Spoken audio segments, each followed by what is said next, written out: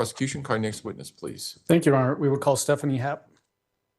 Ms. Hepp, if you would step forward and raise your right hand, please, ma'am.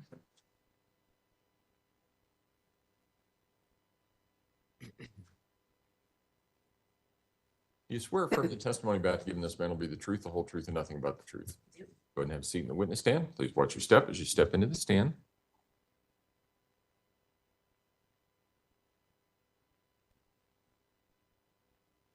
Mr. Allen? Thank you, Your Honor. Good afternoon, ma'am. How are you? Good afternoon. Good. And you? Good, thank you.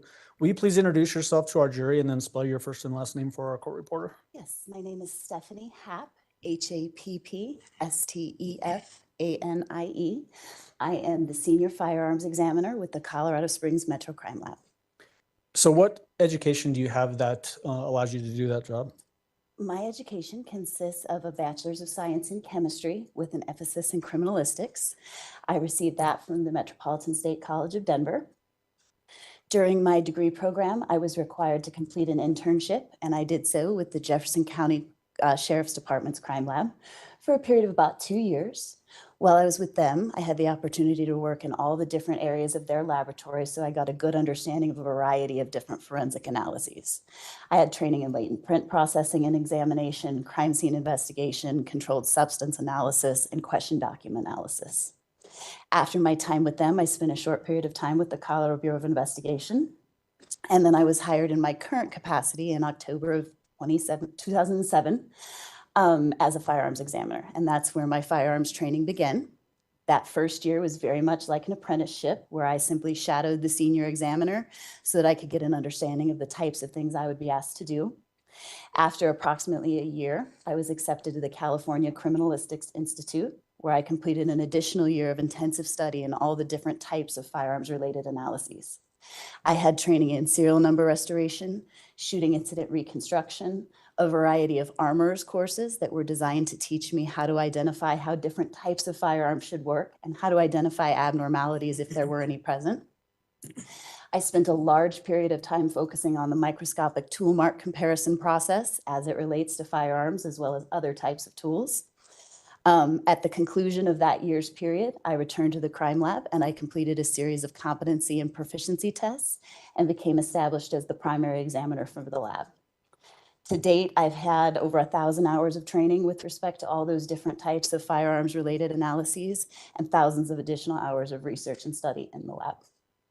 Thank you so much for covering all of that. Easiest question I've ever asked. Have you been qualified as an expert witness? I have. How many times? To date, it's been 145 in both local and federal courts. So when you say local, do you mean the 4th Judicial District here? I do, as well as the 18th. So up in Arapahoe, Douglas County areas? Douglas, yes. Okay. Your Honor, based on her excellent answer on her qualifications, I would move to have her qualified as an expert witness as a firearms examiner. Defense? No objection. Witness will be so qualified. Go ahead. So let's get some groundwork stuff out of the way just so that we're all talking the same language. You mentioned tool marks. Tell the jury what we mean when we talk about tool marks as it relates to firearms. Tool marks as it relates to firearms. In this particular instance, we would be talking about the firearm acting as the tool. And that firearm has a series of components, like the barrel, for example, that impart different markings on the surfaces of the fired ammunition components, like the cartridge cases and bullets. So the tool marks are produced by the firearm on the surface of the bullets and cartridge cases. And then when we're talking about a cartridge or a bullet, tell the jury what we are talking about there. I'd be happy to. Would it be all right to use the demonstrative piece? Yes, did you bring your demonstrative? I did. So yeah, go ahead and bring that out. It's just a demonstrative of a bullet components. Right.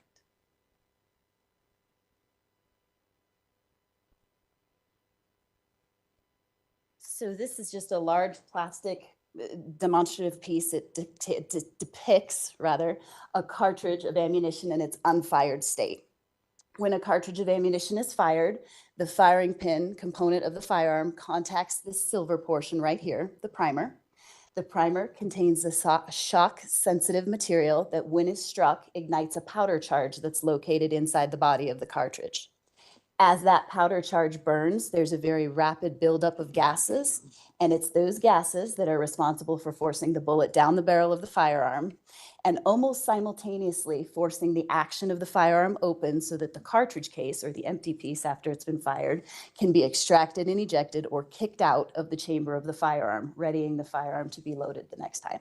So the cartridge ends up in two pieces. We have a bullet or a projectile. Sometimes fragments or pieces of the bullet and projectile are recovered. And then we have the cartridge case. In the way that you're describing using that particular demonstrative, is that for a semi-automatic firearm? That general description would cover most firearms, but semi-automatic would fit in that. And then as far as handguns go, tell the jury the difference between a revolver and a semi-automatic. So with a semi-automatic handgun, and to be clear, when we're speaking in those terms, semi-automatic means one cartridge of ammunition is fired for each pull of the trigger. With a semi-automatic firearm, the primary difference, other than the way it looks, but in terms of its function, is the cartridge case is extracted and ejected and often found left behind. With respect to a revolver, the cartridges of ammunition are loaded into a cylinder, and those fired cartridge cases remain in that cylinder until the operator chooses to manually remove them. As it relates to this particular case, did you have a chance to review items that were recovered from autopsy? I did. Your Honor, may I approach? You may.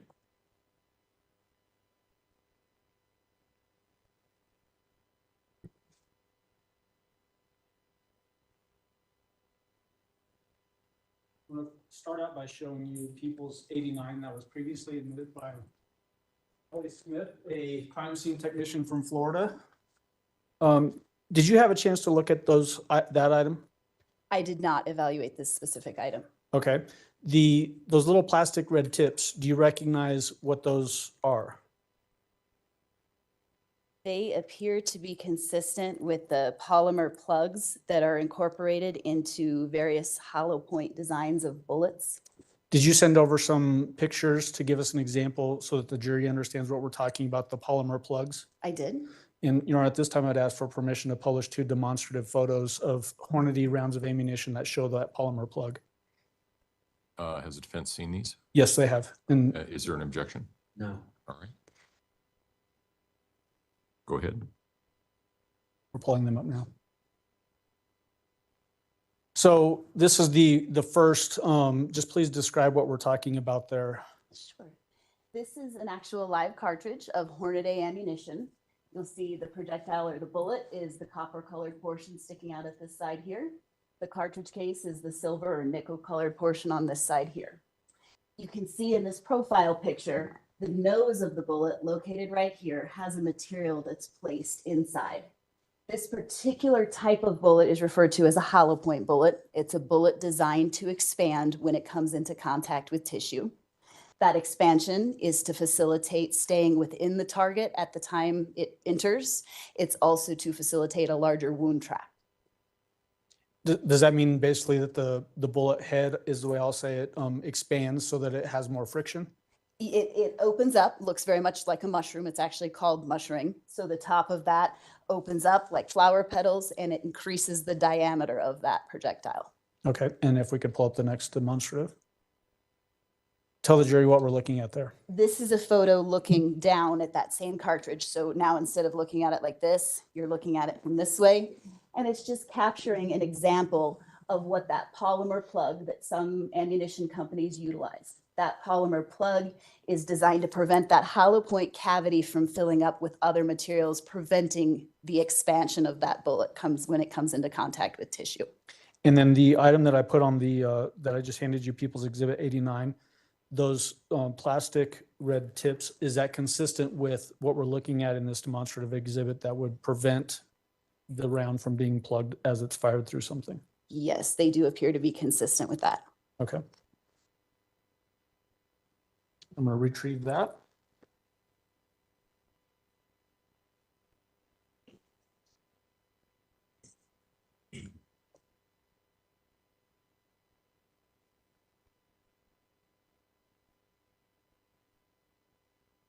With your job as a firearms examiner, were you asked to examine some firearms in this particular case? I was.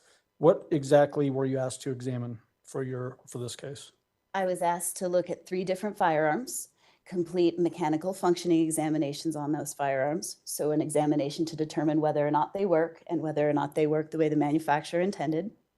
And then to evaluate those firearms for comparison to recovered bullets. So tell the jury which types of firearms you were asked to examine. The first firearm that I have listed was a FMK Model 9 C1G2 9mm pistol. The second firearm, and this is really in no particular order, the second firearm was a Smith & Wesson M&P Bodyguard caliber .380 auto pistol. And the third pistol was a Smith & Wesson M&P 9C 9mm Luger pistol. So when we're talking about those 3 different firearms, are 2 of those 9mm and then one is a .380 caliber? That's correct. Tell the jury the difference between 9mm and .380. The primary difference is going to be the size of the cartridge that those fire. The .380 auto is going to be a lower velocity, smaller cartridge. Okay. And then as it relates to, I just put the box and an envelope up there, people's 484 and 485 that were just admitted through crime scene investigator Christian Lure.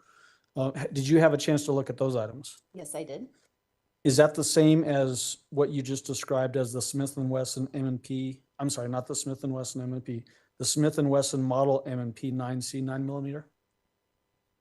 Yes, it is. Is that one of the, so that's one of the weapons that you tested? It is. What did you determine as it relates to whether that was a functioning firearm? I was able to determine that this was an operable firearm capable of causing serious injury or death, and I did not note any abnormalities in its function. Okay. So when you test that, do you actually test fire that weapon? Yes, I do. Or may I approach with people 713? May.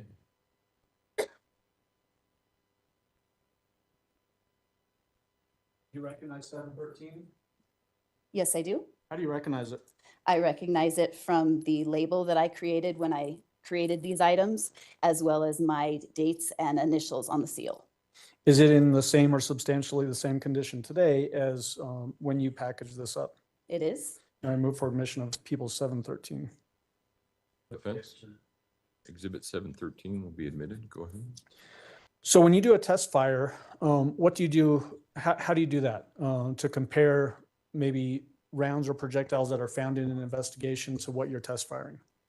Once I have documented all of the identifying characteristics of the firearm, like the make, the model, the serial number, and the caliber of ammunition it's designed to fire, the final step in confirming function is to load that with the appropriate caliber ammunition and actually fire it. Okay.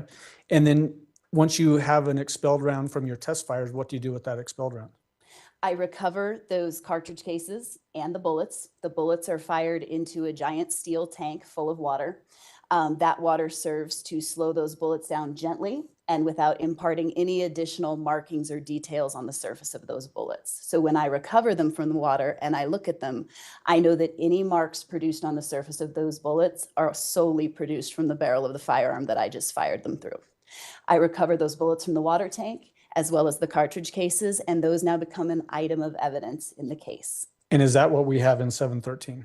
It is both the test fired bullets, the test fired cartridge cases, and a silicone cast of this barrel. So tell us about a silicone cast of the barrel. What does that mean? The barrel of firearms, when we do comparison and evaluation, has to be looked at for the types of markings that are present inside the barrel, the types of tool markings that were produced when it was manufactured. It's those different markings inside the barrel that are then transferred to the surfaces of the bullet when it's pushed through the barrel of the firearm. And it forms more or less a signature of a particular firearm. I cast the barrel of these firearms after I complete my test firing so that I can evaluate those markings and determine if they're going to be suitable for comparison and identification purposes. Does this process allow you to potentially compare a projectile that kills somebody to your test fire to see if the gun that you test fired is the same gun that was used to kill the person? It certainly could be done for that purpose. It's also very often done for the purpose of eliminating a gun as a possibility. So let's talk about eliminating. You mentioned those other 2 firearms that you tested, that .380 caliber handgun, the Smith & Wesson Bodyguard, and then the FMK model 9C1G2. Did you test fire those weapons? I did. Were they functional weapons? Excuse me. Yes, they did operate as they were intended. And were those capable of causing serious bodily injury or death? They were. Did you test or compare the test fired rounds from those two guns to projectiles that were recovered in this investigation? I did perform that evaluation. Were you able to determine whether those were used to fire those projectiles, or did you eliminate those weapons from being used in this case? I was able to eliminate both of those firearms as potential sources of those bullets. Okay, I'm going to approach and show you People's Exhibits 103 and 88.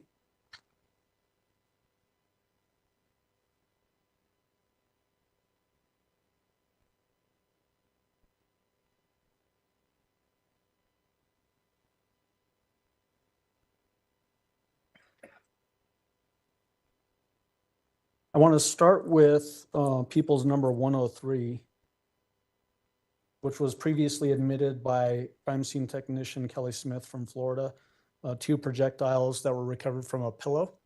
Okay. Had you had a chance to look at those 2 items? I did. Were you able to compare your test fire rounds from this particular firearm sitting up there with you today to those particular projectiles? I was. What does that analysis tell us? In this particular instance, I was able to conclude that one of the bullets in People's Exhibit 103 was fired in the Smith & Wesson pistol, 9mm pistol, People's Exhibit 484. The other bullet had similar general characteristics, but due to the damaged condition of that particular bullet, I was not able to make a conclusive identification in that instance. So let's talk about that just a little bit. If like you described there, that damage, what can cause damage to a projectile that would make it difficult for you to conclude that it came from the same weapon? The first issue to contend with is any of the target surfaces that bullet travels through. So anything it travels through has the ability to impart additional damage to the surfaces that may obliterate the markings that were left behind by the firearm. In this particular instance, the extended period of exposure to biological substances also left significant damage in the form of corrosion, if you will, on the surfaces of these bullets. And in this case, the first projectile that I discussed, I was able to clean up well enough to be able to still visualize the tool marks from the barrel. In the second circumstance, it just simply was no longer in suitable condition. Okay, and then when we talk about People's Exhibit 88, which was previously admitted again by crime scene technician Kelly Smith from Florida, projectile recovered at autopsy. Did you have a chance to look at that item? I did. What did your analysis of that item tell you? I was able to conclude that bullet was also fired in the Smith & Wesson pistol, People's Exhibit 484. Meaning that the pistol that's in the box in front of you was fired and struck Gannon and was recovered in Gannon's autopsy. That bullet was fired through that pistol, yes. Okay. We also have some photographs.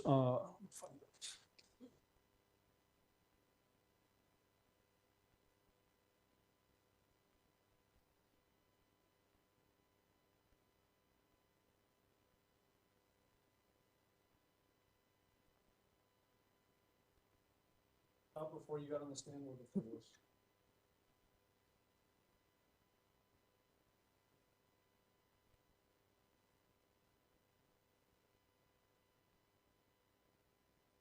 I can assist you. Matt, are you looking for any of these up here?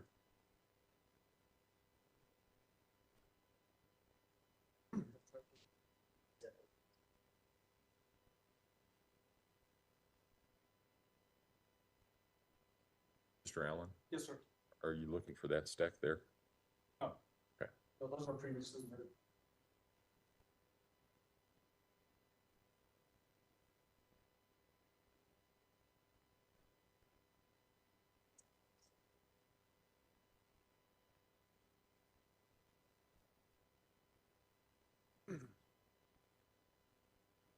All right. Approaching you with People's Exhibit 680, 681, and 682. Recognize those photos? Yes, I do. How do you recognize them? These are photographs that I took using the comparison microscope when I was making the comparisons of the evidence bullets to the test fired bullets from the Smith & Wesson pistol. Will these exhibits help explain the way that you do your examination of your test-fired rounds to the known rounds or the rounds recovered in this case? They do. Are they fair and accurate representations as to what you saw when you performed your analysis? Yes, they are. I'd move for admission of People's Exhibit 680, 681, and 682. Mr. Cook, Objection. Exhibit 680, 81, and 82 will be admitted. Go ahead. In permission to publish? You may.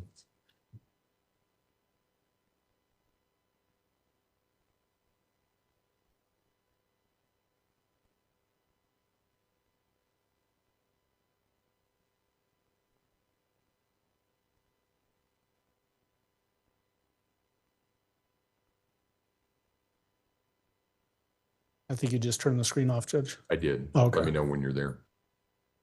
I didn't want to have anything else appear.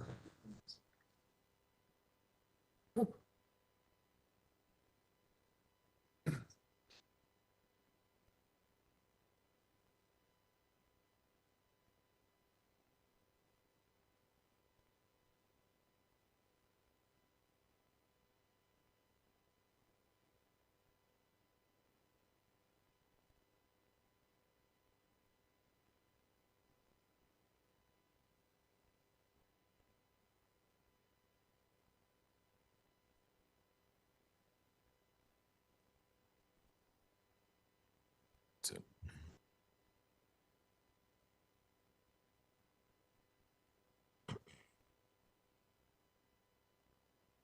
So you've got presenter mode. So you need to slide that back over to our side.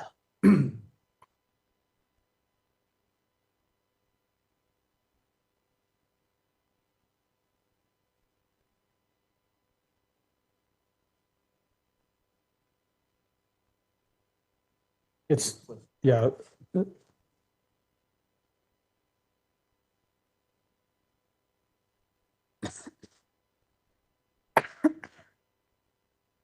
We'll just work through this. So we've got six, go back, please. There we go.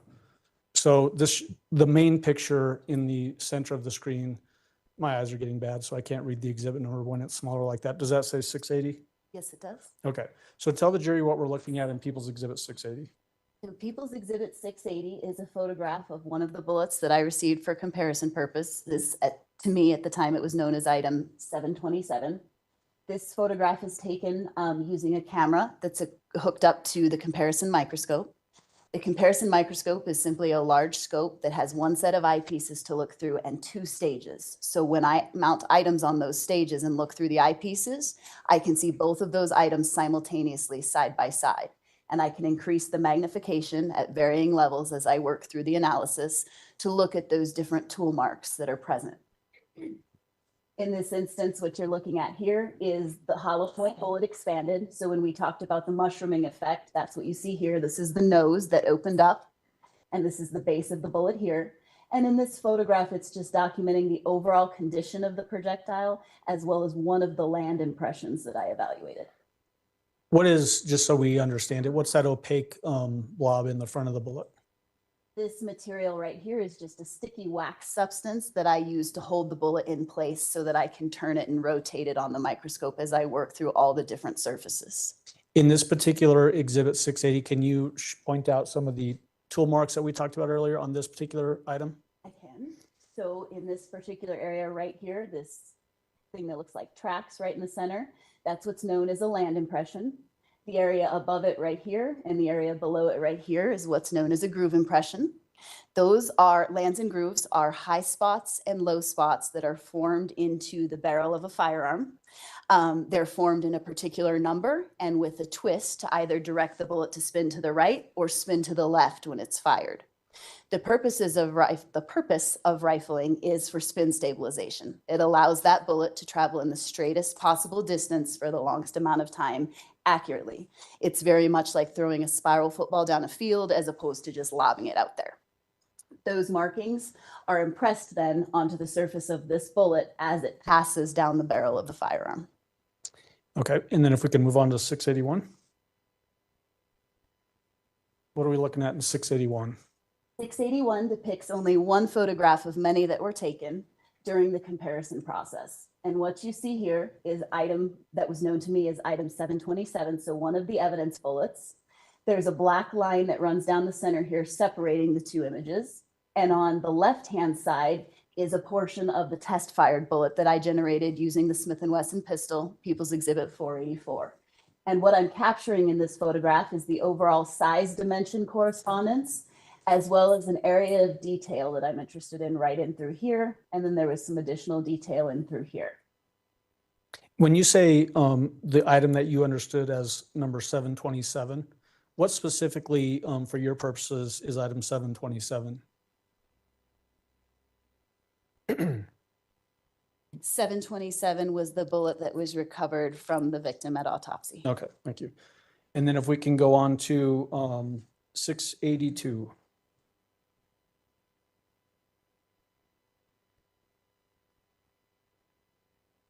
Tell the jury what we're looking at in 682. People's Exhibit 682 is essentially the exact same photograph that you just saw previously. Test fire on the left, evidence bullet on the right, only now it's a much higher magnification of this area of the projectile here. And I'm looking at these lines that run through the center line and correspond to one another. As I work through my comparison, I look at all of those different surfaces of the bullet, either observing the agreement or disagreement that's present so that I can render my conclusion. Was there agreement or disagreement in these two images? In these two images, there was agreement not only here, but additional agreement that was captured up here and in other areas. As you evaluate those photographs for yourself, keep in mind that this photograph is taken of a curved surface and the camera sits right above the curved surface. So there's only a small area that's in focus when I'm completing this evaluation. So the stuff that you see that starts to phase out of focus is not necessarily in misalignment. It's simply not the area being focused on for the photograph. Again, does this photo show that the item recovered from autopsy came from this same gun? This was one of many photos taken that depict that, yes. Okay. You can go ahead and take the photos down now. What I would like to have you do at this point is using People's Exhibit number 484, if you could just open that up and show the jury. When this particular type of firearm is fired, just explain the mechanism and what happens with a shell casing.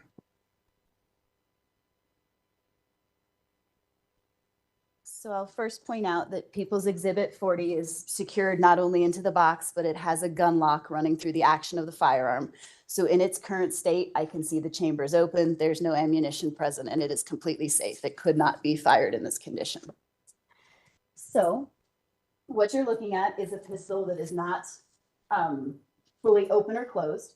When this firearm is loaded for use, the magazine is inserted into the grip located right here. It's the piece that the lock is running through.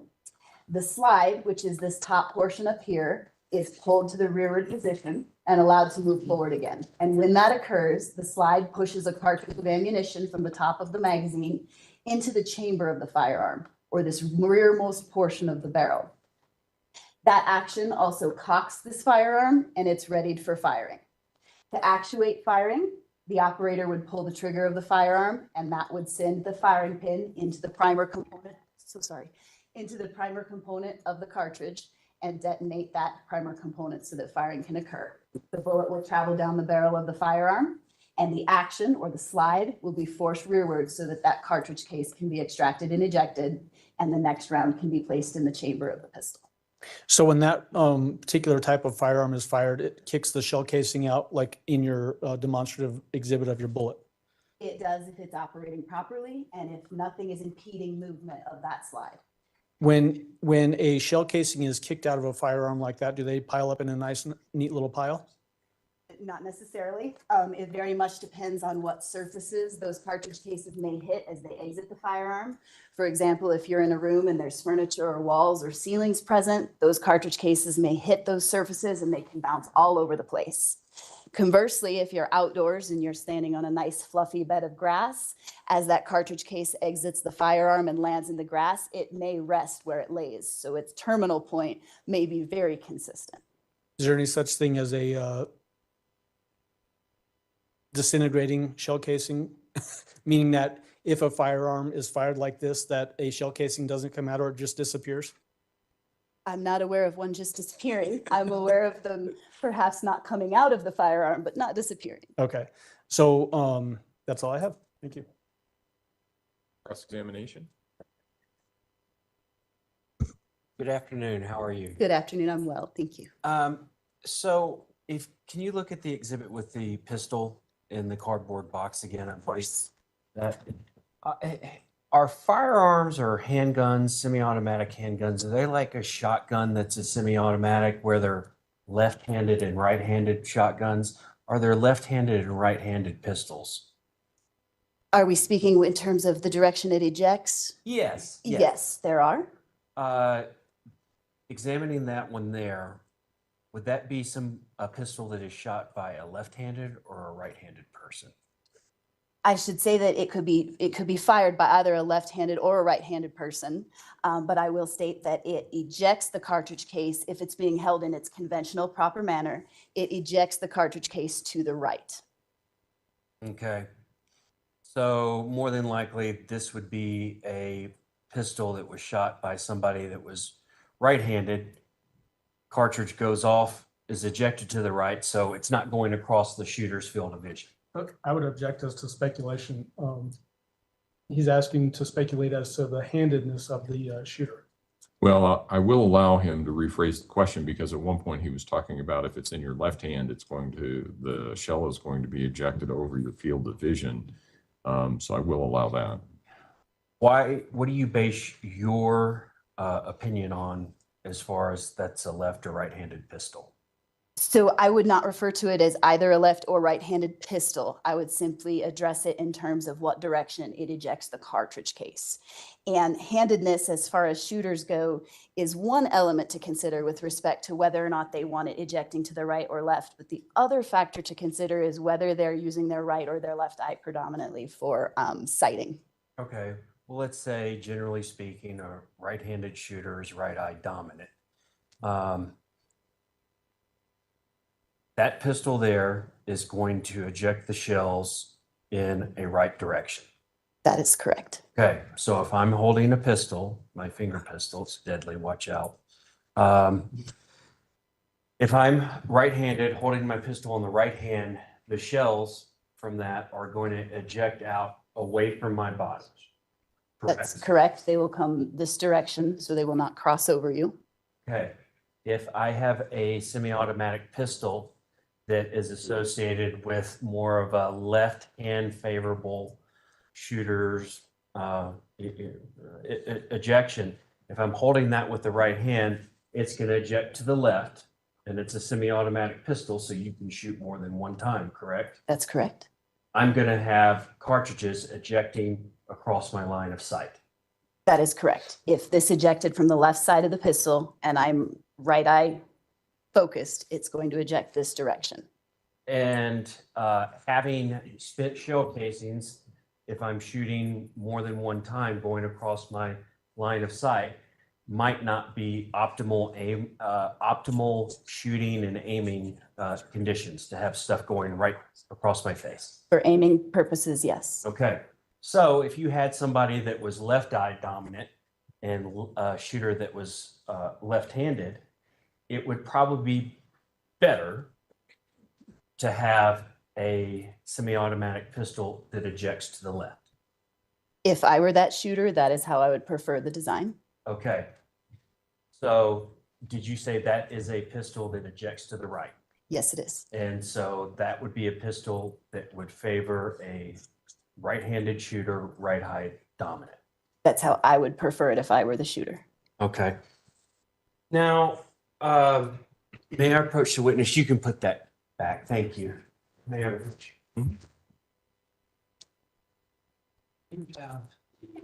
That's what it is. I'm going to show you what's been previously marked as People's Exhibit 713. So the two,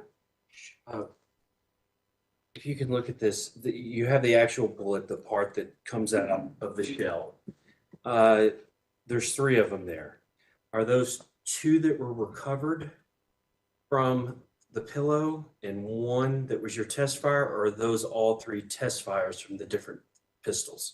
These are all three test fires from the one Smith & Wesson pistol. So they're all three samples from the same pistol. Okay, so and that was the 9mm Smith & Wesson? Correct. Okay, so you did 3 test fires from there.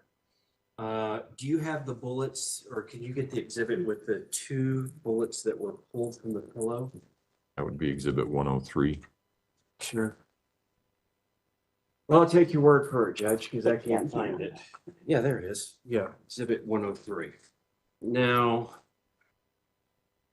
where is one of the bullets in this that was pulled from a pillow? There were 2 bullets. Both of them. So this one here and this one here. This one here and this one here. Yes. And which one was the bullet that came from the deceased boy? That one is People's Exhibit 88. Okay. All right. And it looks like there's a lot of, it looks like there's deformation or the bullets fragmenting in all 3 of them, correct? They are definitely deformed to various degrees, yes. Okay, but the one that was pulled out of the individual looks to be more deformed than the bullets that were pulled out of the pillow. Yes, I would say the nose is more fully expanded and there's slightly more deformation in that one, yes. Okay. And if you know this, great. If not, that's fine. Would you expect 2 9mm hollow points? It looks like they were Hornady, manufacturer of the shells. Would you expect those bullets to actually penetrate through the pillow? If they went through nothing else, Yes. just the pillow, Yeah. I would expect a 9mm of this design to go through the pillow. Okay. And is it your information that the 2 rounds that came from the pillow, it looks like in your report it says source or it mentions pillow. Do you know if they went through anything else other than the pillow? I do not. I can simply state that they have hard impact damage that suggests something other than the pillow came into contact with these items. Okay. Do you think that these 2 bullets,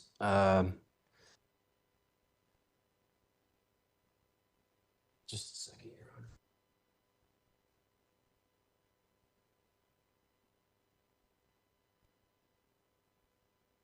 Do you have any idea what that could have been? That the 2 bullets that were not pulled from the individual, what they could have impacted based on the history and what information you were giving for this analysis? I would say based on the history and information, no. Based on some of the trace evidence that I observed present on the bullet and stuck in the bullet, there was evidence of it having passed through biological substances. So there was evidence of possible bone and possible hairs present on the surfaces of those bullets. Okay. So can you tell the distance that the 2 bullets that were recovered from the pillow, how far away those bullets were when they were, or how far the shooter was away when those bullets were fired? I cannot, in this instance, I did not have the opportunity to evaluate the pillow and there was no distance testing performed. Okay. And were you aware that the pillow was actually taken into evidence and recovered? I was aware of very little more than these were recovered from every pillow. Okay. Would it have been a benefit to you and your analyses to have had the pillow where the bullets came from, to examine it and possibly do separate test fires into that pillow? The only time that would have come into play for me is if there had been testing requested to determine how far away those surfaces were when they were shot into. Okay. Was any of this biological material from the 2 bullets that were recovered from the pillow, was any of this biological material tested or collected to be submitted for DNA analysis or any type of work like that? It was most certainly collected by me when I evaluated the bullets. I preserved that evidence in case additional testing was warranted on them. I am not aware if any further testing was undertaken after I collected it. Okay. But you felt it was important enough to at least collect it and preserve it. Certainly important to preserve it, especially considering that my handling would have obstructed it and destroyed it during my process. So it was important to preserve that in case it became necessary for testing down the line. Okay.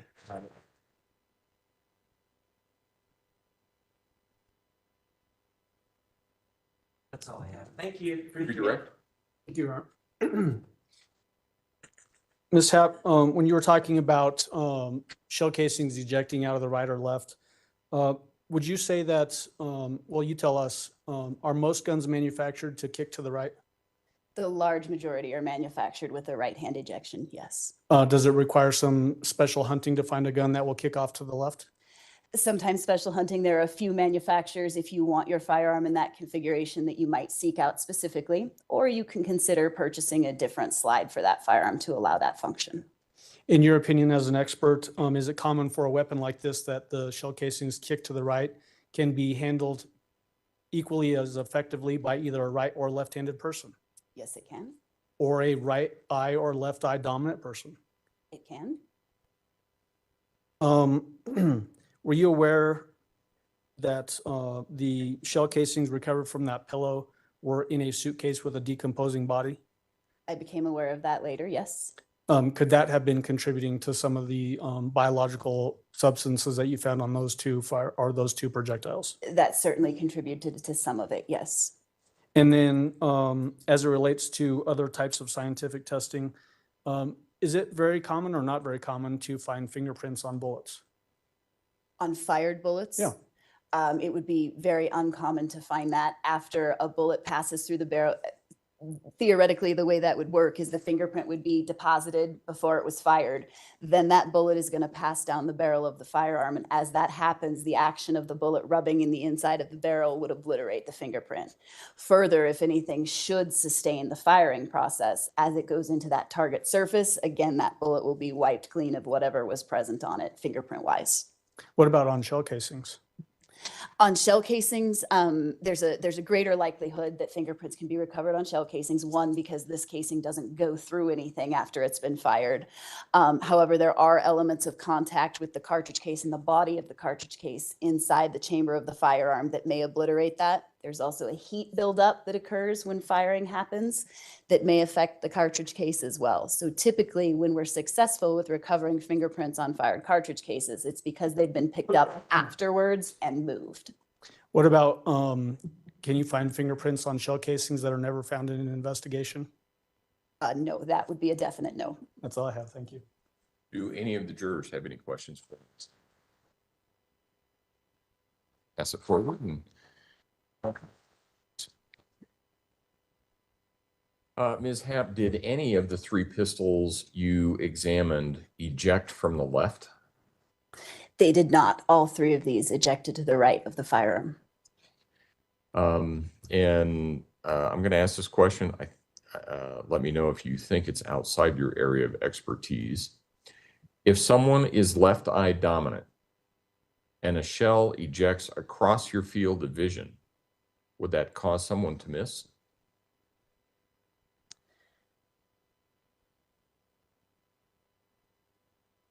So in that regard, I would say there's a couple things to consider. The first thing is that first shot that's fired, nothing will be obstructing your vision. We would be talking about subsequent shot fired after that, and we would be talking about subsequent shots fired in rapid succession, meaning not a shot. That cartridge case ejection is quick.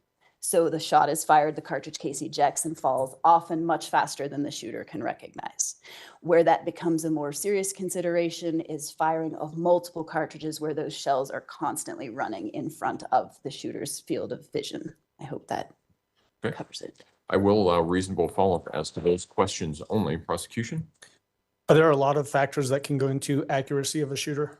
Oh, absolutely. Can you list off some of those? The firearm is one. Whether or not that shooter is practiced is a primary, it's probably the biggest. Can left eye dominant shooters with a gun that kicks off to the right be very accurate in their shots? Absolutely. Thank you. Mr. Cook? Thank you. Ms. Happ, you may step down. Thank you. Thank you. I'm going to clean up the witness stand, Judge, before the next witness. All right. Brett, you can call your next witness, please. Thanks, Judge. We'd call Brooke Bell to the stand.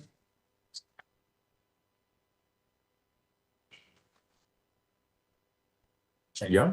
Good afternoon. Good afternoon. Could you please introduce yourself to the jury and spell your last name for the record? My name is Brooke Bell, and my last name is spelled B-E-L-L. What's your occupation? I am a senior crime scene investigator with the Colorado Springs Metro Crime Lab. And how long have you been a senior crime scene investigator? I've been a crime scene investigator since July of 2017, so almost 6 years. How'd you become a senior crime scene investigator? So the senior position requires a minimum of at least 5 years of experience. It requires a crime scene certification in one of 3 levels through the International Association for Identification. And it also requires a certain number of training hours towards specializing in an additional forensic discipline. So other than your experience, do you also have training and educational experience with regards to your occupation? I do. In terms of education, I graduated magna cum laude with a Bachelor of Arts degree in biology and a Master of Science degree in forensic science, both from the University of Colorado at Colorado Springs. And in terms of training, I did participate in an internal training program through the Metro Crime Lab. I was on call 24/7 for a period of 6 months, so a lot of exposure to various types of crime scenes and documentation techniques during that time. I was required to complete relevant readings, perform practical exercises, and I worked with a qualified crime scene investigator until it was determined that I could process crime scenes independently and any of the related tasks. So in addition to completing that internal training program throughout my career, I've also had the opportunity to participate in ongoing formal training and education. So I've received training courses in crime scene investigation, crime scene reconstruction, trajectory documentation, shooting incident reconstruction, bloodstain pattern analysis, chemical enhancement of blood, photography, latent print processing, just to name some of those more specific areas related to crime scene processing. And have you been qualified to give expert testimony as a crime scene investigator in El Paso County? Yes, I have. Any other jurisdictions? I have also testified as an expert witness in federal court. Approximately how many times have you been qualified? I've testified 34 times and been qualified as an expert 22 times. At this time, we'd ask that the court allow Ms. Bell to testify as an expert in the field of crime scene investigation. Defense? No objection. The witness will be so qualified. Go ahead. Tell us about crime scene investigation. What does that mean? I mean, we've seen CSI on TV. Is that the kind of thing we're talking about? And then we'll talk about whether or not that actually happens once we get into your testimony. So as a crime scene investigator, my primary responsibility is to document and process crime scenes, and ultimately I'm responsible for the identification, collection, and preservation of the evidence for any type of future testing and to assist with investigative leads. It certainly may look very different than what you see on TV and typically takes a lot longer. So you just can't walk in a room and then all of a sudden know exactly what happens in that room? Not necessarily, no. Okay. As part of as a crime scene investigator, do you attend meetings with detectives and police officers and other members of a particular investigation to get an idea of what you're looking for when you go to a crime scene? So the most common situation is the information we receive is what we refer to as a briefing. So we just receive preliminary information that detectives or the sergeants, law enforcement personnel have regarding the case up to the point that we become involved with the case. And I would imagine that it's beneficial to have some idea of what you're going to when you go to a crime scene before you start that investigation. Is that fair? That is the most common situation. We tend to have an idea of what type of investigation or what type of crime has occurred when we respond. That is not always the case, though. I'm going to talk about this case and this investigation. On January 29th of 2020, were you asked to go to is it 6727? 6627, I believe. 627. You think I'd had memorized by now, but 6627 Mandan Drive to search a residence. Yes, I was. What kind of information did you have prior to that and prior to that search on January 29th, 2020?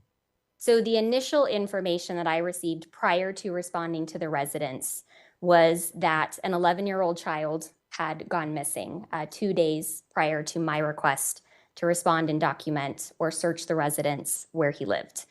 And the only information I was provided at that time was that the investigators had reason to believe that he may be the victim of a homicide. I didn't receive any additional information until I responded to the residents, where I received that case briefing that I mentioned previously. And that was just kind of more of a timeline of events in terms of what the detectives knew up to that point. And what was that? What was the briefing that you received when you arrived at the residence? So I responded, it was Wednesday, January 29th. So at that point, the 11-year-old child who was identified to me as Gannon Stauch had been missing for 2 days. I had received information that he had reportedly gone to a friend's house and didn't return home and was reported missing that Monday around 7 p.m. and that sheriffs with the El Paso County Sheriff's Office had responded around 10 p.m. that evening. I was also informed that the following day, so Tuesday the 28th, the Sheriff's Office had sent investigative personnel to do a search of the residence. Part of the information that they had and that they passed on to me was that an incident, as it was called, had occurred on the 26th in which Gannon was playing video games in the basement living room. And a candle was knocked over, damaged the carpet and a couch in the basement. They had informed me there was a section of carpet down in the basement that had been burned and cut away down to the padding. And so that it was suspicious in nature. It had been covered with carpet and an area rug. Did you receive any information about a potential sexual assault or kidnapping on the 29th of January? So I did a little bit further once I'd been on scene for a little bit longer. I believe it was possibly during our walkthrough. The information that they provided to me was that Gannon's stepmother, who was identified to me as Letecia Stauch, had contacted an individual about the carpet repair, and that individual came to the house and she was sexually assaulted in Gannon's bedroom and that Gannon had been kidnapped. And so did that change at least your game plan on how you're going to process that crime scene based on this new information that comes in? So with the information I had on this very first response, the areas that I'm focused on is the downstairs living room, where this area of carpet has been burned down to the padding or basically down to the subfloor, which is unusual and had been cut out and removed. And then with this possible sexual assault information, so that was some new information, and having a location, that told me that I was going to search for evidence that might be potentially related to that in that bedroom. And so what kind of evidence would you be looking for based on that? So when we're, in the case of a sexual assault, we use what's called an alternate light source and filtered goggles. And so we actually will check the room for possible biological fluids. Certain biological fluids will fluoresce or glow under ALS. And those tend to be biological fluids such as urine, saliva, and then semen. So in the case of a sexual assault, we're using that so that we can try and identify potentially semen. Had you learned that the residence had at least initially been searched the night before on January 28th, 2020 by some El Paso County detectives? Yes, I had been informed that they had conducted a separate search prior to the involvement of the Metro Crime Lab and that there were some evidence items collected during that search. And so were you at least the first time a CSI lab personnel entered the residence to conduct the search? Yes, so I was one of the first responding CSIs. And Your Honor, just to kind of speed things up a little bit, there's going to be no objections to the following exhibits. Okay. 373 through 441. Okay. And 711. And defense, do you agree? I do. All right, then exhibits 373 through 441 are admitted, and so is 711. Go ahead. And it's a combination of photographs, mostly photographs, but also physical exhibits, Your Honor. And we'll, Okay. as we go through the photographs, we'll get the physical exhibits. Okay. If we could start with People's Exhibit 373, please. Publishing it. Yep. And if I may approach the witness, You may. Ms. Bell, I'll give you the pictures and you can either use the pictures to look at or Thank the you. two TV screens that we have. And then you got a fancy pointer up here somewhere. Is that what this is? It's whole screen. So what do we see in People's Exhibit 373? People's Exhibit 373 is a photograph that was taken of the exterior of Mandan Street. If we're looking to the left side of the photograph, we can actually see the Metro Crime Lab van, which was parked in front of 6627. So what direction are we facing here with this photograph? We are mostly looking east, slightly southeast. And so could you use the pointer and point out 6627 Mandan? May I stand, Your Honor? You may go ahead. You can step down if you would like to. Thank you. 6627 would be this residence right here, and it had a bright yellow chair on the porch. And the first house that we see on the right photograph, is that 6643 Mandan? I wouldn't be able to tell from a photograph in terms of reading the address. Okay. If we can go to 674 now. What do we see in 674? 374. I'm all over the place. 374. So People's Exhibit 374 is a direct photograph of the front of the residence 6627. And we can see that bright yellow chair that I had previously mentioned. We go 375 now. What are we looking at 375? People's Exhibit 375, and I don't recall just from seeing this image if this is, I believe it's from immediately inside the entry. So if we walked in the door, that it would be one of the walls on the side. Would this be the laundry room area? It's possible. I can't really tell from seeing the rest of it, but it's possible. Okay. If you look to the right-hand corner, top corner, would that be the entry to the garage? Yes, it would be. So with that being said, then this would be the entry into the house through the garage, which was first the laundry room. We can go to 376 now, please. What do we see in 376? So People's Exhibit 376 is, and I don't know if this is the washer or the dryer, but in the bottom of the photograph, we see the red. And there were a pair of tennis shoes. So they're black with white soles turned over on top. And part of my walkthrough and briefing information I had received was that when the sheriff's deputies responded on the 28th, they had observed possible stains on the bottom of these shoes and had collected swabs of those stains.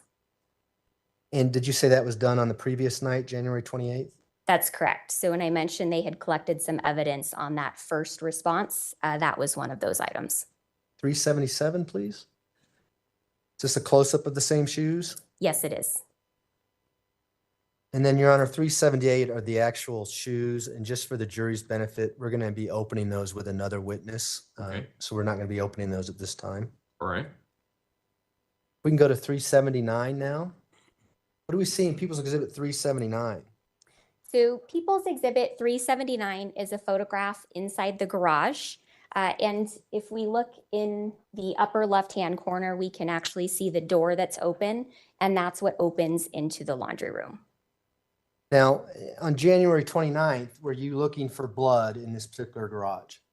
Not initially. However, it was brought to our attention when a deputy had responded that while we were working on documentation in the basement, that he had located some stains that he believed to be possible blood stains. We can go to 380 now, please. What do we see in People's Exhibit 380? People's Exhibit 380, we've actually moved further into the garage, so now we're closer to the entry door. And there are actually 3 sticker scales present in this photograph that were placed to identify those possible blood stains that were located by the deputy. Could you please point those out for the I jury? will, yes. And Mr. Young, could you find a reasonable breaking point in the next 5 minutes or so? We could stop now if you like, Judge. Okay. Whatever you. You can go ahead and answer that question and then we'll take that Okay. break. And is it okay? May I stand again? Thank you. So when we look in the middle stair in the garage right here, we can see a sticker that was actually identifying a possible blood stain that we labeled A. And then we have 2 more on the floor. So possible blood stain B and possible blood stain C. All right. With that, ladies and gentlemen, we will take we'll take another recess for about 10 minutes. If I can have everyone back in the jury room a little bit before 4 o'clock, we should be able to start right on time at that point. So, Ms. Bell, we still have People's Exhibit 380 up on the TV screen.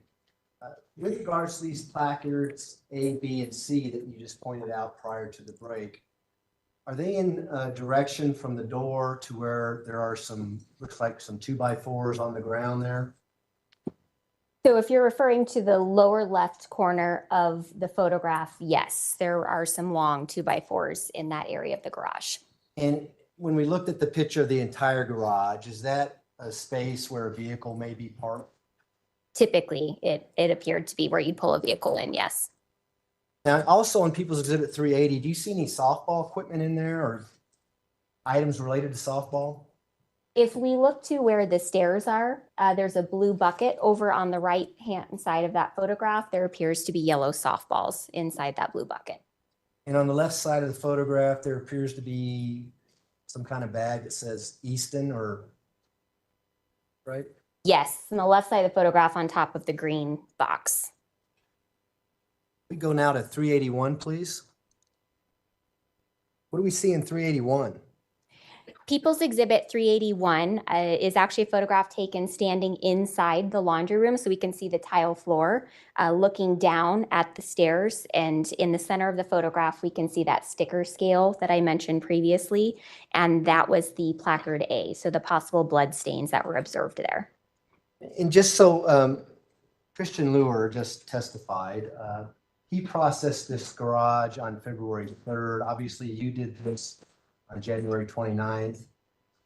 You do the blue star in the garage at that time, or did you note this blood just from your naked eye? So this was visible blood, so it was documented because we could see it without any type of chemical processing. And when I responded, I did not do or use Blue Star in the garage. And so we can go to 382 now. What do we see in People's Exhibit 382? People's Exhibit 382 is a close-up photograph of the possible blood stains identified using placard A.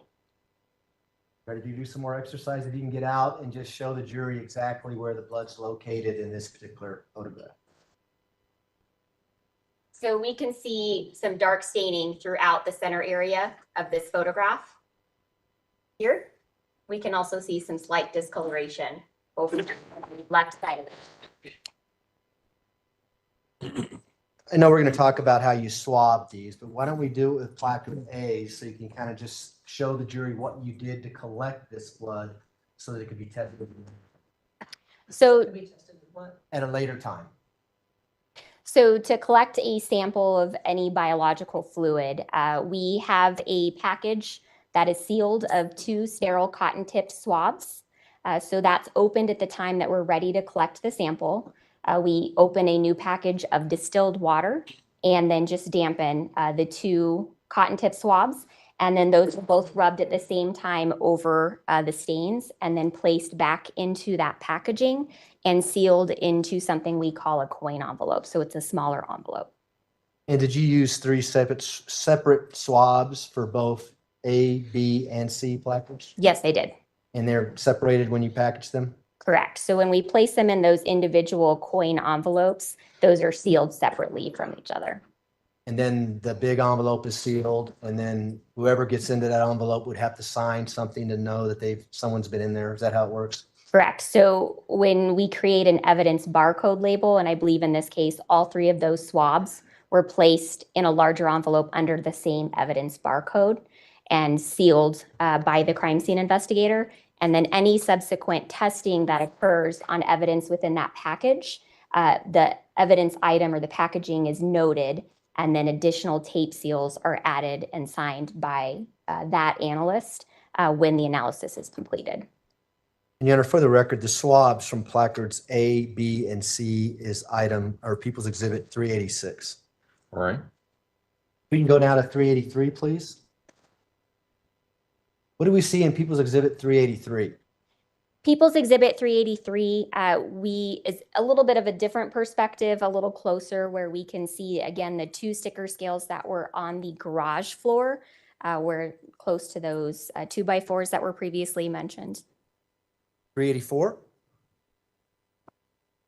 People's Exhibit 384 is now a close-up photograph of the possible blood stains identified using placard B. Could you point those out with a pointer, please? Yes. So in this photograph, it's really concentrated toward the center, but the discoloration is in this general area and then extended into the upper left portion of the photograph. And is that the area you swabbed then that we talked about earlier? Yes, that would be the area the representative samples were collected. 385, you could probably stay there for this one. What do we see in 385? People's Exhibit 385 is now a close-up of the stains that were identified using placard C. And I will point those out again, just directly above the actual sticker scale and then a little higher toward the center of the photograph. Now, are these particular more visible? These blood, are they droplets or what are they? So these appear to be more consistent with possible transfer stains to me, but these are a little bit more visible in this particular photograph than what we saw in B. If we look at the photograph, there's different photographs at different angles of B and C, and B is a little more visible in a different angle, and that just has more to do with the flash that occurred when that photograph was taken. What's a transfer stain? So a transfer stain is when blood is deposited on a surface from another surface. Kind of speaks for itself, right? It's just transferred onto an object. You can resume your seat. Thank you. If we can have 387 now, please. What do we see in People's Exhibit 387? People's Exhibit 387 is a photograph that was taken in the backyard on the east side of the house. And of significance in the backyard is the trash dumpster, so we can see the green in the center of the photograph. And were you made aware that these trash cans were searched on January 28th, Yes, I was. 2020? Yes. Let's go to People's Exhibit 388. What do we see in People's Exhibit 388? People's Exhibit 388 is a photograph taken in the basement, and this area was referred to in most of our reports as the basement living area. So this particular photograph, I believe in terms of orientation, we're looking southwest in the basement. In the area that you alluded to, I know we have some other pictures of it where there were potential burn marks on the carpet. Could you just point that out for the jury so they could have some context with this picture? Yes, and I'm going to stand up to do that. Sure. So in the upper right corner of the photograph, we have a couch here. And directly in front of that couch was an area rug, and we can actually see that here. And on top of it, in this particular photograph, you can see a section, rectangular section of carpet that matches the rest of the carpet throughout the residence. Okay, thank you. 389. What do we see in 389? People's Exhibit 389 is now standing in that living area portion of the room. So in the lower left corner, we can see that area rug that I had previously mentioned. And then we can also see the corner of the couch that it was in front of, and that's over on the left side of the photograph. In the center of the photograph, so we're looking east toward that love seat chair. There's 3 blankets, and they were kind of in a pile, and those blankets had burned debris on them. We can go to 390 now. What do we see in 390? People's Exhibit 390 is a close-up of those blankets that was located on the floor in front of that love seat. And we are able to see some of the charring and burned debris. 391? What do we see in 391? People's Exhibit 391 is now in the search phase where we're actually looking at the items that were identified. So one of the blankets has been spread out, and we can see that there's a scale in this photograph showing where some dark burned debris is. And did you spread this blanket out to take this photograph? Yes, And did you collect this blanket as evidence? this blanket was collected, yes. We can go to 392. What do we see in 392? People's Exhibit 392 is just a close-up of the previous blanket in the area where we saw that scale of the burned debris. And did you have any information as to whether or not these blankets were used to put the fire out or help put the fire out? I don't know that I had specific information how these were related. 393. What do we see in 393? People's Exhibit 393 is another one of the blankets that was in that pile. And on the left side of the photograph, we can see where it's bunched together and the discoloration, so where there was some black char marks. We can go to 394. People's Exhibit 394 is a photograph of the third blanket. We can see that there's a scale, and that was also very bunched around some burned debris. And did you collect all these blankets, all three? All three of them were collected, yes. We can go to 395 now, please. What do we see in 395? People's Exhibit 395 is the couch that is located that I had pointed out in the first photograph when we were talking about the living room. So for context, that area where the removed carpet is directly in front of this couch. And on this couch are 3 teal pillows. Can you also see some, what appears to be damage from hot wax, that kind of thing on this couch? Yes, so over in the left side of the photograph, which would have been the west portion of the couch, there was some damage consistent with what appeared to be wax on the couch, as well as some charring or scorch marks. And so for the record, we see a remote control there. Is it just next to that remote control in front of it? It would be in front of and then to the left of that black remote control. We can go to 396, please. What do we see in 396? People's Exhibit 396 is looking toward the southwest corner of the living room. So just for context, we can see the TV in the upper left, and the couch, for reference, would be over on the right side of the photograph. And there's an additional teal pillow in that corner on the floor. 397? What do we see in 397? People's Exhibit 397 is more of a mid-range photograph, but we've actually turned that pillow over. And in the center of the photograph, it's actually going to be in the right corner of the pillow. There was more of that kind of burned, charred material. We can go to 398 now. Is that what you're talking about as we see in 398? So 398 is a close-up with a scale. And yes, you can better see some of that burned material. And did you collect this item as evidence? This Yes, pillow? this pillow was collected. And for the record, Your Honor, that's 399, People's Exhibit 399. We can go to 400 now. What do we see in People's Exhibit 400?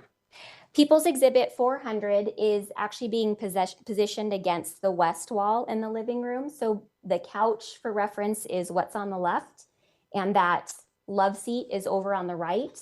In the lower right-hand corner, we can see some of those blankets we talked about previously. But in the back center of this photograph, we can see an open door where we see boxes and bins, and that was a basement storage unit.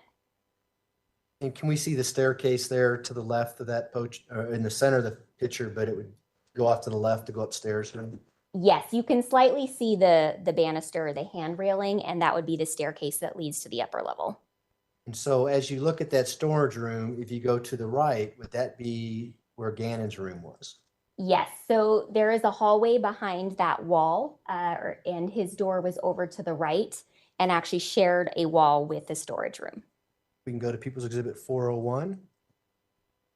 What do we see in People's Exhibit 401? People's Exhibit 401, we've now moved close to the entry to the storage room. So again, we can see the boxes and bins and then the concrete floor. And then, as mentioned previously, there's a short hallway on the right side. So the door to Gannon's bedroom would be over on the right.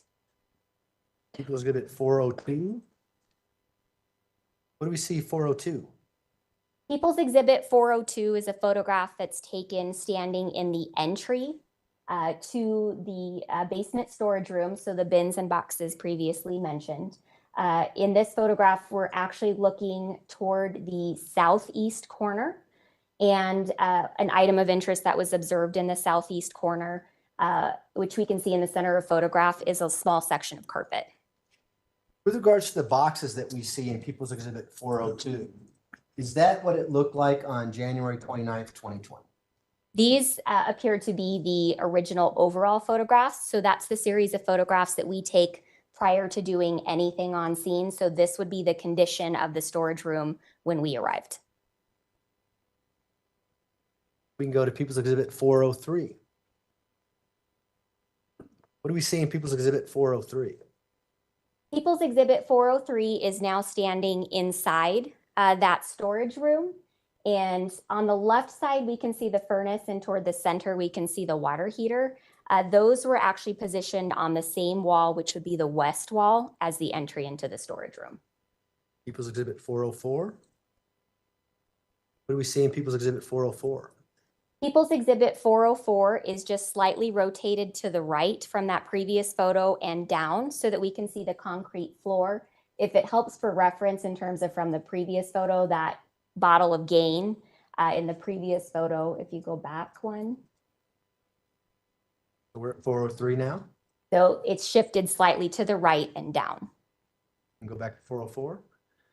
Now, in People's Exhibit 404, there seems to be a box there at the lower portion middle there. Do you recognize that box? I do. So in the lower portion of the photograph, there is a box that has Amazon tape. And if I recall correctly, based on the marker, the writing on it, that was a box that was collected in a following response out to that residence. Did you go back to the residence on February 21st, 2020? I did, yes. And did you go back and completely clean out this entire storage room, look at every item that's in there, look at all the floor for blood? Yes, so that was the purpose of that following response, was to remove every item from the storage room and inspect it for possible blood stains. And this is where the box was, at least on January 29th, 2020, when you initially searched that storage room. Yes, based on the overall photographs, it is. We'll talk about that box when we get to the February 21st, okay? Okay. Don't let me forget. Okay. All right, let's go to, I'm sorry.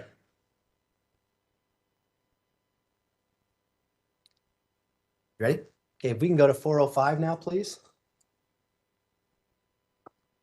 What do we see in People's Exhibit 405? People's Exhibit 405, we're actually looking at the north wall of the storage room. So for orientation, based on where I'm standing, the entry would actually be back and to my right. And of interest in this particular photograph on the left side is a gun box, the M&P Bodyguard. And then also of interest in this photograph, kind of toward the northeast corner, we can see the corner of a red suitcase underneath a box. And then just to the right of that, we can see a small section of carpet again. Did you do the best you could to take pictures of all the suitcases in the storage room? So in this series of overall photographs, these are the photographs of all of the items in their position when we arrived. So nothing was moved in order to be able to take better photographs of them at this point. You may not, I don't know if you recall this or not, but the pink suitcase that we see in the center of the photograph, was that suitcase there on February 21st, 2020, when you went back and searched the entire storage room?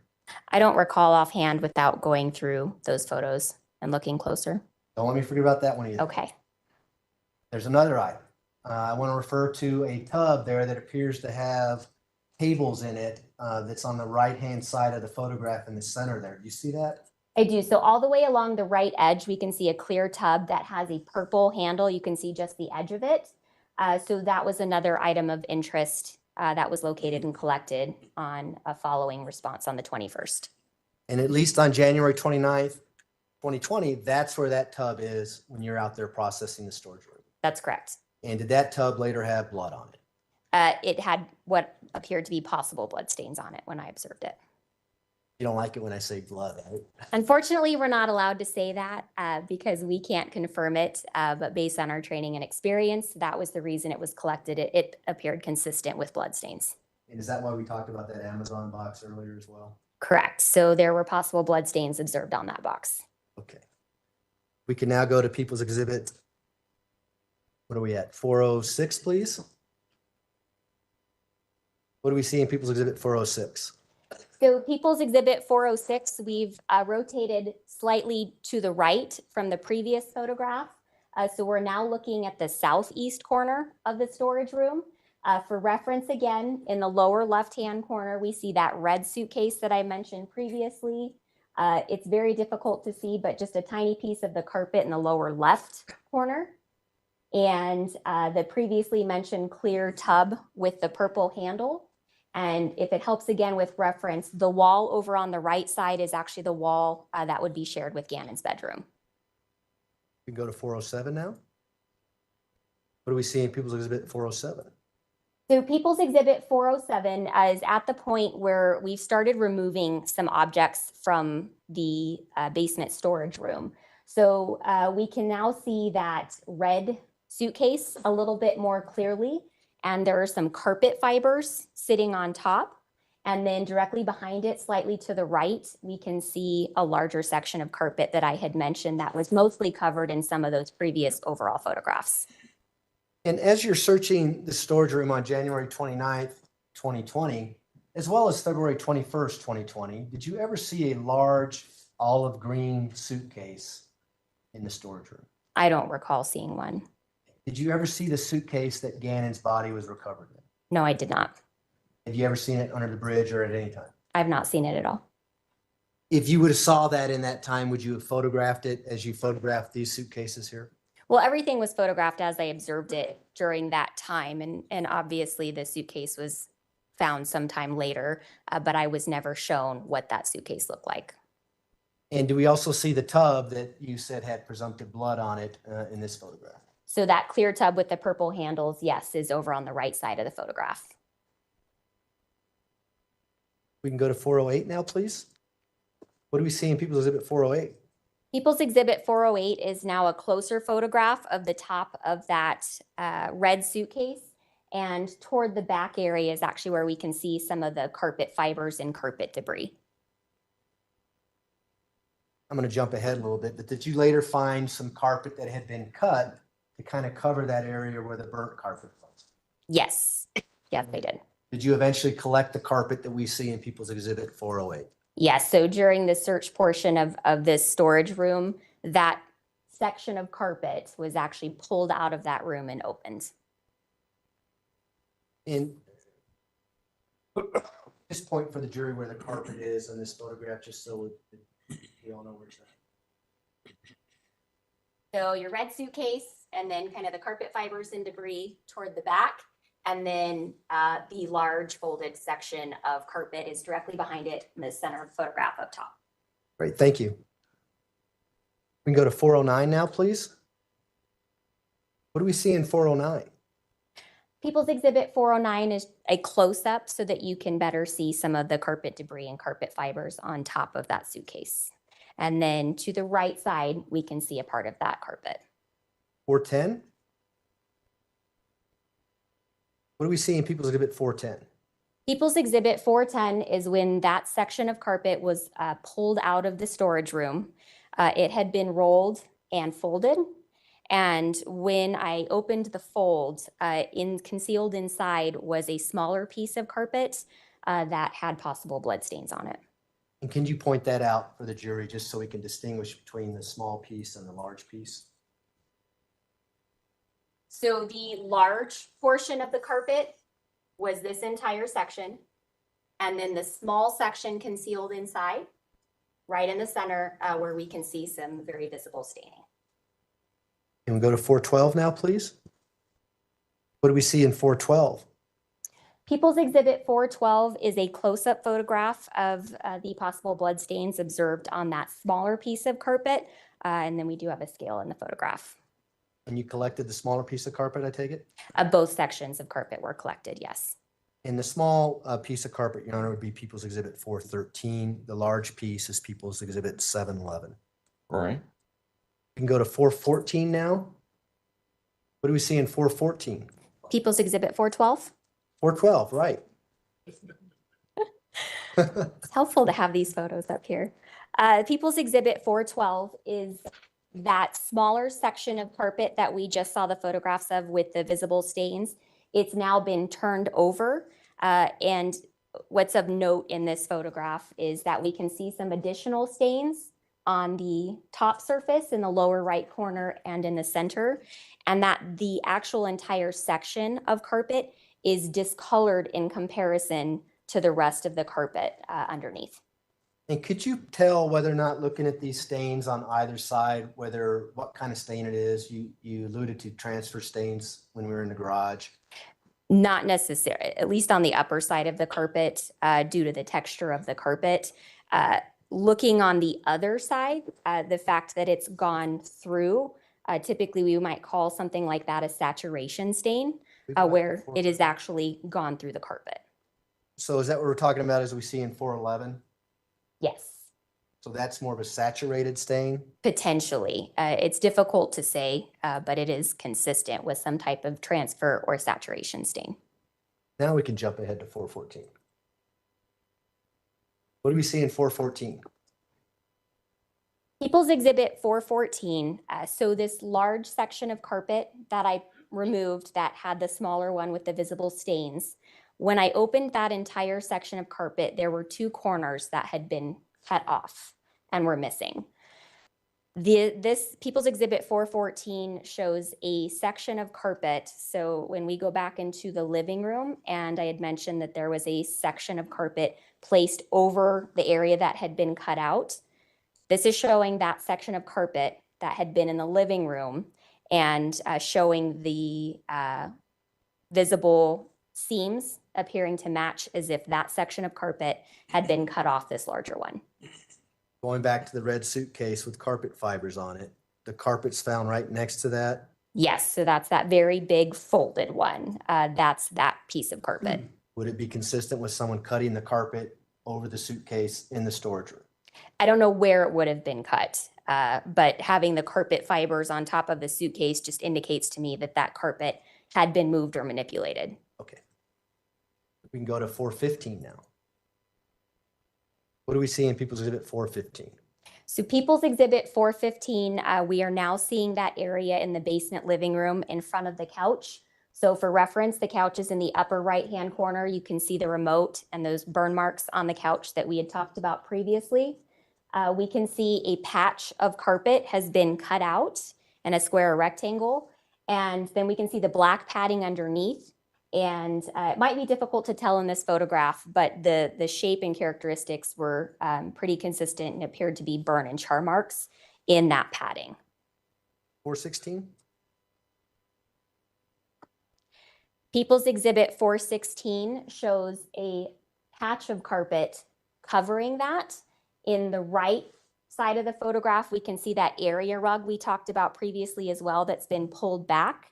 So when we arrived, that area rug was in place as if it would be normally on the floor. And when it was pulled back, this is what we observed, was this extra piece of carpet placed on top of that cutout. And that previous one showing the cutout corner that was matched with the seams is this piece of carpet.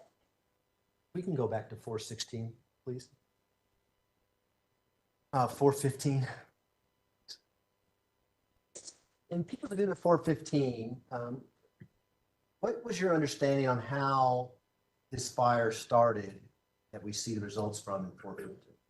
The information that I was provided was that while Gannon was playing video games on the 26th, he knocked over a candle and somehow that caused the fire.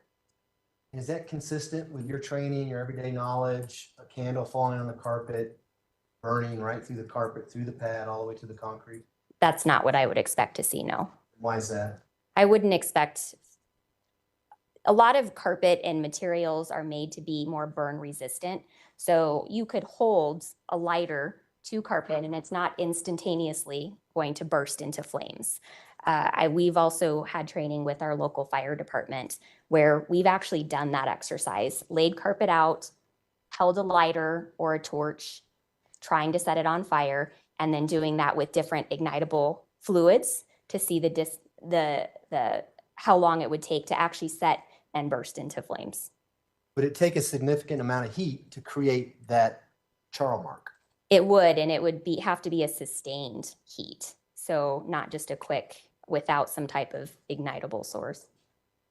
Now, with regards to this area, the jury's heard about Blue Star, so we don't need to get into that, but did you Blue Star this area to see whether or not there's areas that you needed to swab? Yes, so on that first response, because this is the area of the primary disturbance and things out of the ordinary, that's the room they requested I do Blue Star in, and it was done in this area, yes. And did you swab that area based on the results of your Blue Star? There were swabs collected from a few areas in the living room, yes, based on a presumptive positive. Can you point out the general area where you swabbed? I remember correctly, the area on the carpet that I had a presumptive positive reaction was in this section, which would be the lower left portion of that cutout square. And same process as you did in the garage, sealed, so others could test that swab at a later time? That's correct, yes. Now, before we leave the January 29th search, did you also go into Gannon's room on the 29th? Yes, we did. Did you smell anything when you went into Gannon's room? So as a part of the walkthrough with one of the detectives who had been there the previous day on the 28th, he had mentioned an unusual, and that's how it was described to me, an unusual odor in Gannon's bedroom near the center and an unusual odor near the light switch. So I did detect an odor in the room, but it wasn't one necessarily that I could place. I couldn't characterize it as something that was familiar to me as traditional bleach or cleaning products. Also of note was that there was odor of urine, so pet urine throughout the basement, including in there. And did you know they had a couple dogs that lived in the house as well? I did. I don't know if it showed the photographs, but in the area next to the basement living room along the south wall, there were 2 dog crates and there were actually dogs in them at the time that I was there. And so in between January 29th and February 21st, had other members of your lab, the Metro Crime Lab, gone out to search this residence? Yes. Had you gone out there on different occasions as well? I had been out there a total of 3 times, but I wasn't with each of the CSIs for each time the Metro Crime Lab responded. And so on the January 29th and February 21st, you did a report based on what you did at that residence. That's correct. And others would do reports based on what they did, for instance, on February 3rd or February 5th, that kind of thing? Yes, so I did respond on February 3rd, but I did not complete a report. CSI Lewer was the primary CSI who responded, and I came to assist. And based on items that were located during that search, we also called an additional CSI Alyssa Beresford, to come out and assist with some documentation. So I assisted both of them, but since I didn't do anything independently of them, I didn't complete a report for that response. So let's now talk about the 21st, February. What new information did you get with regards to why you needed to go back and search the residence again? The basic information that I was provided was from Sergeant Hubble with the El Paso County Sheriff's Office, that he wanted to remove and search all of the objects in the basement storage room for possible bloodstains. And I don't know the specifics to why, but I know that a meeting had occurred prior to my going out that day between the Sheriff's Office and the FBI, and there was some interest in some saws in the garage. Had there been a board found that may have had some blood on it out in the Palmer Lake area? Yes, so right before responding, I had also been informed that a particle board had been recovered near Larkspur off Highway 105, I believe it was, and that there were possible blood stains on it. And I was shown a photograph of what was recovered by one of our DNA analysts. And we observed that a corner or a small section of that particle board was missing. And so they also asked that we search the garage to see if that possible corner was in there. And did you find a possible corner for that particular board? No, we did not. And before we move on, Your Honor, 417 is the swabs that were taken from the basement carpet that CSI Brooke testified to earlier. So we can now go to 418. Now we're on February 21st, 2020. What do we see in People's Exhibit 418? So People's Exhibit 418 is a similar photograph to one we've seen before, just at a later date of the entry to the basement storage room. And we can see it looks significantly different. It's more organized. I can see more of the floor in this photograph. So someone went through and stacked all the boxes neatly, it looks like, and there were items moved around differently than what they looked like on January 29th. It certainly appears far more organized than when I saw it the first time, yes. We can go to 419 now. What do we see in 419? People's Exhibit 419 is an additional photograph inside that basement storage room. We can see again part of the floor and see that the boxes are a little more organized. And we see a tub there that appears to have cables in it on the top left corner of that photograph. That's correct. So that is that tub we've discussed previously, the clear one with the purple handles on top. 420. What do we see in People's Exhibit 420? People's Exhibit 420 is same angle as the previous shot, just rotated up. So now we can actually see the top portion of that tub that we had mentioned before on the left side of the photograph. 421. Now what do we see in 421? People's Exhibit 421 is when the tub has been removed and placed in the basement living room so that we can inspect it better with flashlights to search for possible blood stains. And did you do that? I did do that, yes. 422. What do we see in 422?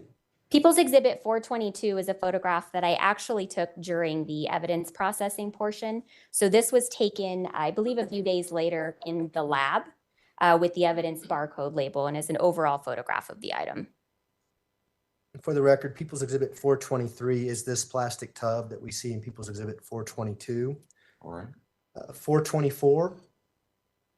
What do we see in People's Exhibit 424? People's Exhibit 424 is photograph. These are photographs taken in the lab. And what I've done in these is added the adhesive sticker scales that were used for those blood stains on the garage floor just to highlight them.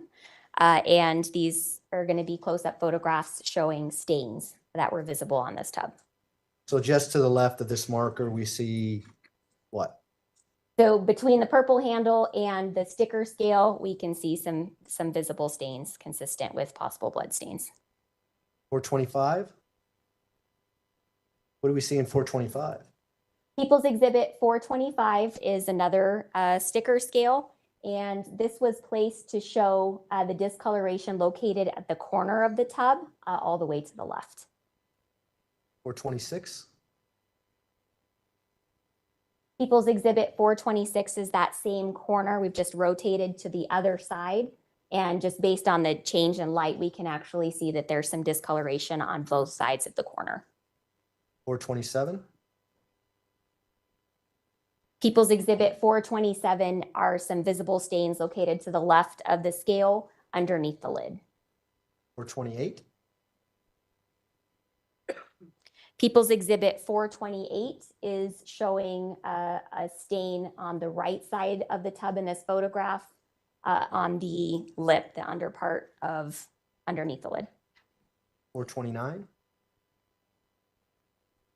People's Exhibit 429 is a close-up. I believe we saw this particular stain. It might have been the first photograph that we showed. It's just a closer photograph. 430.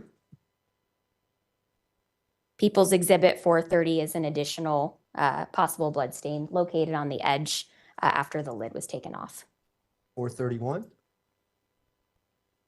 People's Exhibit 431 are some additional possible blood stains that are actually on the lip as well as the underneath portion. And can you tell what kind of blood stains these are, whether they're transfer, drip? So these appear consistent with a transfer stain. We can actually see the visible swipe marks that appear vertical on these stains. And 432? People's Exhibit 432 appears to me to actually be the same stains as the previous photograph, just pulled back a little bit so you can see more of it. Now, do you know whether or not this tub actually went to a serologist, Sherry Holes, to do the swabbing and prepare it for DNA testing? So this item was transferred directly to a DNA analyst. I believe I thought it was Donna Minogue, but if it was Sherry, I would have to double check the chain of custody. But you didn't swab these blood stains? No, so at the request of our DNA unit, they were photographed and then they wanted to collect the samples for their testing. Okay. Now we can go to 433, please. What do we see in 433? People's Exhibit 433 was the cardboard box we've talked about a couple times now with the Amazon Prime tape and some of the Sharpie marks on it. And inside that box are 2 Apple iPhones.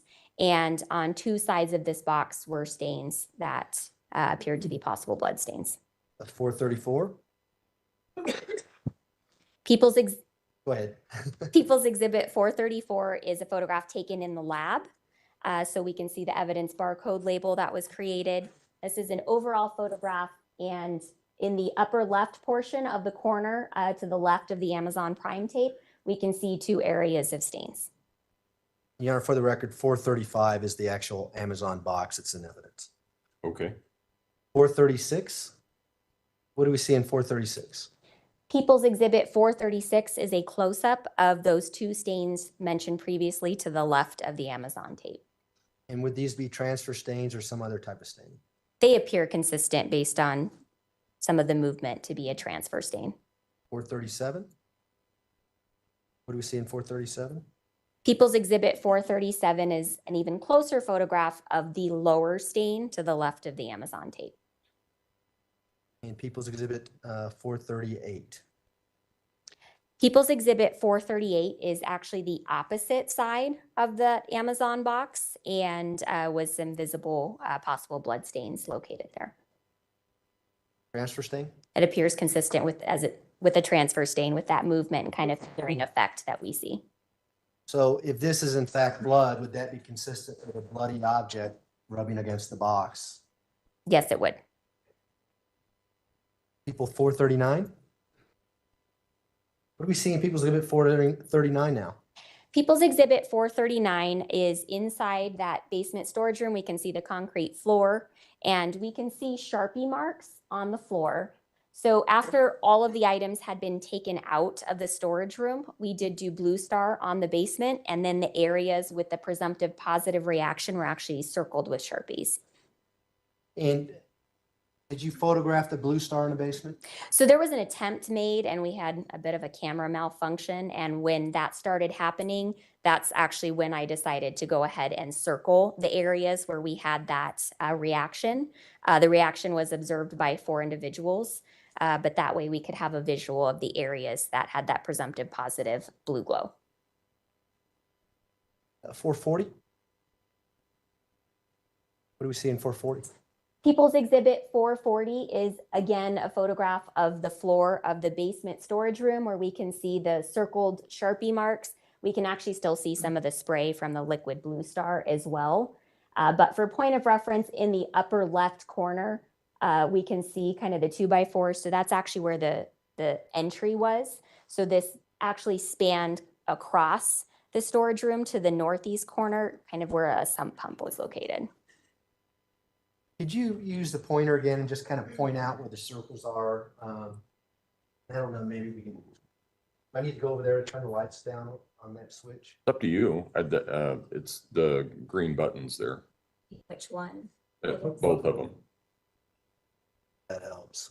Can you point out the circles now on the, So entry is going to be over here in the upper left, and we can see the furnace back here. So we have areas circled here spanning across the entire photograph all the way over to the lower right corner of the photograph. now does that go towards where we saw that clear tub that you collected with the purple handles on January 29th, 2020? From what I recall, it spanned again, to the northeast corner, which is kind of toward the corner for reference where the red suitcase and that large carpet roll was. I would have to see another photograph to remember where that tub was on that at that time. Okay. Let's go to 441, then we'll go back to that photograph, okay? What do we see in 441? People's Exhibit 441 is actually a photograph to where we're seeing the northeast corner. So we can see the sump pump back in the upper right-hand corner. And we have the same area where we can see the Sharpie circles going into that corner, and you can actually still see some of the liquid spray marks around them. We can go back to 407 now, please. And if you could find a reasonable breaking point in the next couple of minutes, please. Yep, we're going to finish up with this and Thought that was it.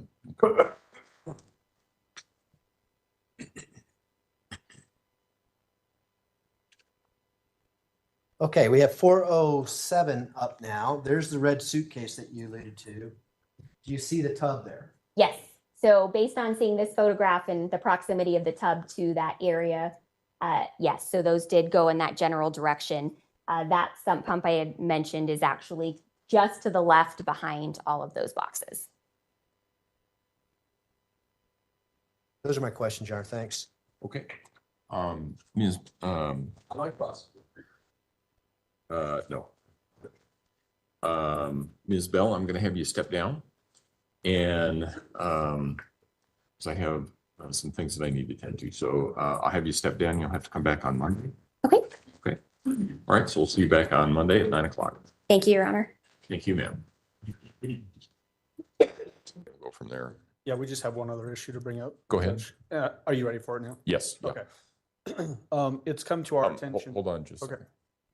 She can go ahead and go, and we'll see her back on that. Okay. Mr. Allen. It's come to our attention that during the, I think mostly the afternoon session of witnesses today, that the defendant has been flipping the bird potentially to witnesses or to our family that are here for Gannon. And there have been pictures that have been passed to me during this process. One, it's disrespectful to this court. It's disrespectful to this process. And I would ask the court to admonish her to refrain from acting this way in the future during the pendency of this case.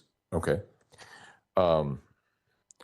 I've not seen any of that, but on the other hand, the defendant is to my far right. I can see her some on a screen, but I'll just take it as is. Ms. Stauch, what you need to understand is that I can control the conduct of an awful lot of people in the courtroom, including yours. And don't do that. Don't show that kind of, don't be making disrespectful gestures to witnesses, to people, to family members, anything like that. You need to understand that if that continues, I can have you removed and the trial will continue without you. And you will sit in a holding cell in this building, and every time we take a break, I'll bring you back up to ask whether or not you can conform your conduct to what I'm requiring. If you choose to act in a disruptive behavior or disruptive fashion, I'll just have you removed and we'll continue on without you, and then we'll check and see if you want to come back and behave in a respectful manner. So I'll just leave it at that, and we will see where we are on Monday.